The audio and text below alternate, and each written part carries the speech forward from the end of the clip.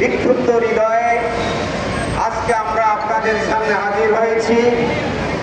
বিশ্বব্যাপী মুসলমানদের উপর যে নির্যাতন হচ্ছে তারই অংশ হিসেবে ভারতও মুসলিম নির্যাতনে তারা পিছিয়ে নেই। আজকে ভারতে একটির পর একটি মসজিদ ধ্বংস করা হচ্ছে। ভারতের মোদী সরকার, অমিত শাহ, শুভেন্দু আর দিলীপেরা বিনা নোটিশে রাতের অন্ধকারে এসে তারা বুলডোজার দিয়ে মসজিদগুলো ঘুরিয়ে দিচ্ছে।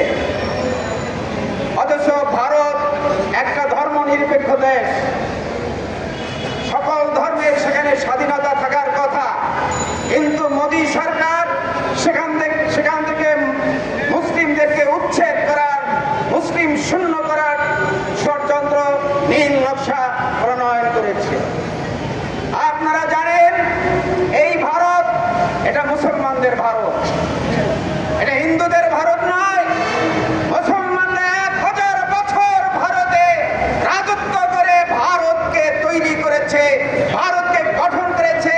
ওই তাজমহল, ওই লালকেল্লা সবকিছু মুসলমানদের স্থপতি, মুসলমানরাই এর সৃষ্টিকারী। সেই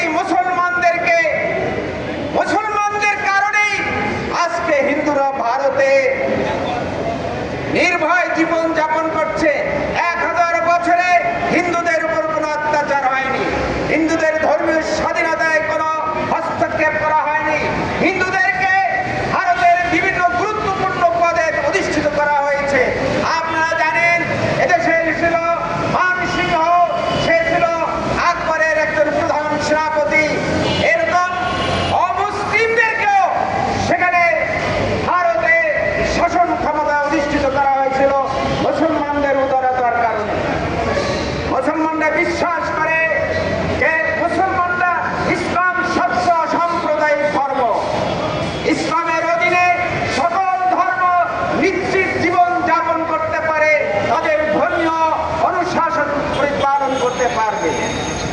সেই 1000 বছরে আমরা ভারত গঠন করেছি, আর হিন্দুরা এসেছে ইংরেজ শাসনের পরে।